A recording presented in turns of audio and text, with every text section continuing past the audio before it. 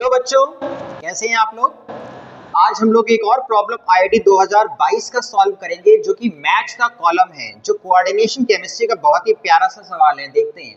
List one में कुछ complexes दिए हैं, लिस्ट टू में इनके लिए T2G ऑर्बिटल में इतने इलेक्ट्रॉन, म्यू की वैल्यू, लो स्पिन, मेटल आयन इन +4 स्टेट, D4 स्पीशीज।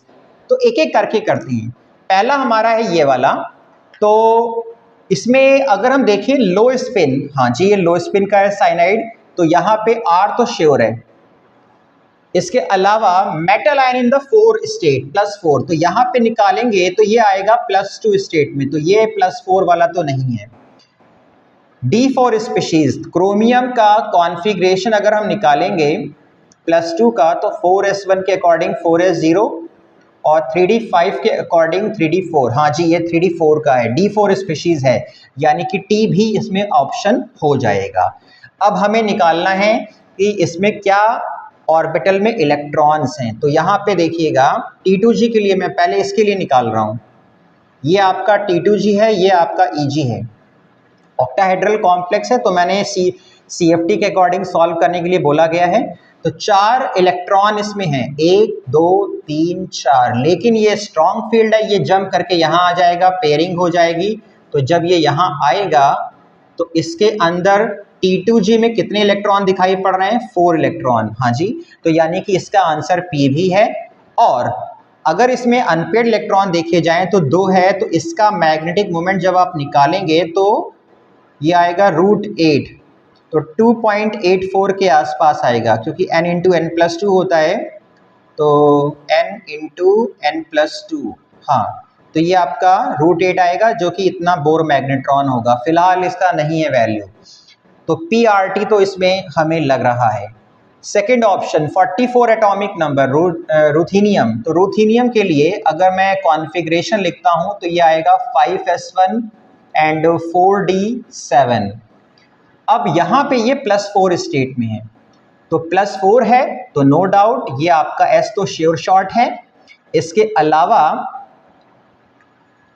+4 है और इसका कॉन्फ़िगरेशन अगर मैं लिखता हूं Ru +4 का, तो ये हो जाएगा 5s0 एंड 4d4, तो D4 स्पीशीज भी है, यानी कि T भी लगाएंगे। और अब इसको निकालते हैं, तो D4 है, मतलब मैं इसको निकाल के देख रहा हूं। यहाँ पे टोटल ये T2G का है और ये EG का है। कितने इलेक्ट्रॉन है? 4, 1 2 3 4। लेकिन एक बात ध्यान रखिएगा, 4D सीरीज में यहाँ पे ये स्ट्रॉन्ग फील्ड की तरीके से बिहेव करेगा, तो यहाँ पे ये लो स्पिन हो जाएगा, यानी कि अगर ये लो स्पिन है तो R भी ऑप्शन हो जाएगा। अच्छा जी, अब इसमें देखते हैं कि क्या वैल्यू आती है। तो ये जम करके नीचे आ जाएगा, तो इसमें P भी हो जाएगा, क्योंकि T2G में 4 इलेक्ट्रॉन आ रहे हैं, तो PrST। अच्छा, क्रोमियम का ये देखते हैं, यहाँ पे क्रोमियम +2 स्टेट में है, तो ये तो बिल्कुल बेकार हो गया। अब रही बात क्रोमियम +2 की, ऑलरेडी निकाल चुके हैं 4s0 एंड 3d4, लेकिन अब की बार इसमें पेयरिंग नहीं हो पाएगी। क्यों? क्योंकि यहाँ पे water is a weak field ligand. तो अगर अब हम देखेंगे तो अब यहाँ पे सिस्टम आएगा T2G3 एंड EG1 का, ठीक। अनपेड इलेक्ट्रॉन 4 आएंगे, और अगर मैं इसका मैग्नेटिक मोमेंट निकालूं तो ये आता है 4.9 बोर मैग्नेट्रॉन फॉर्मूले से। तो यानी कि 4.9 तो एक मैच हो रहा है, तो इसमें क्या क्या मैच हो गया?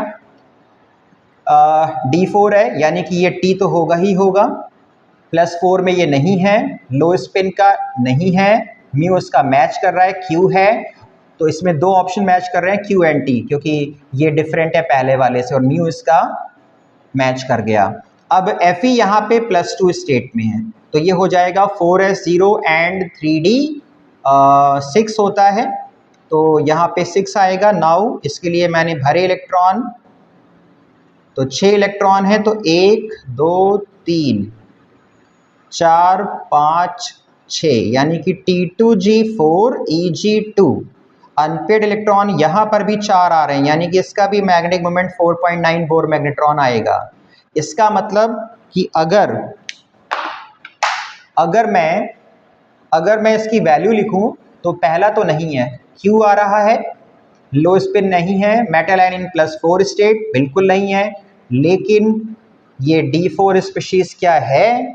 ये D4 स्पीशीज भी नहीं है। 2 का लॉस था, यहां से निकल गया। तो पहला PRT आ रहा है, दूसरा PRST आ रहा है, तीसरा TQ आ रहा है और चौथा Q आ रहा है। तो इसके अकॉर्डिंग IIT ने कुछ ऑप्शंस को छोड़ दिया था। तो मैं आपको एक बार पढ़ के बता देता हूं कि क्या क्या ऑप्शंस उन्होंने छोड़े हैं।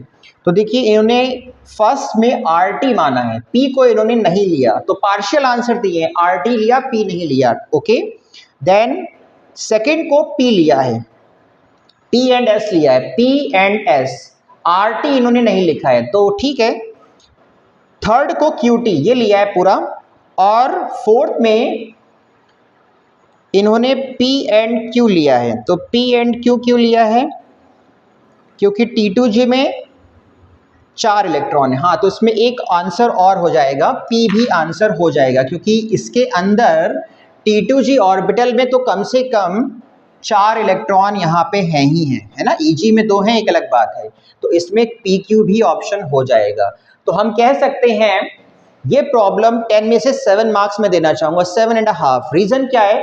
अच्छी खासी कैलकुलेशन कराई है, मतलब इसमें टाइम लगेगा। और एक बहुत अच्छा एक्सेप्शन दिया है कि 4D सीरीज में पेयरिंग हो जाती है, यानी ये स्ट्रॉन्ग फील्ड की तरीके से बिहेव करेगा, जो बच्चों को याद नहीं रहता। तो वी कैन से कि this is a very good problem and I hope you will understood. Thank you.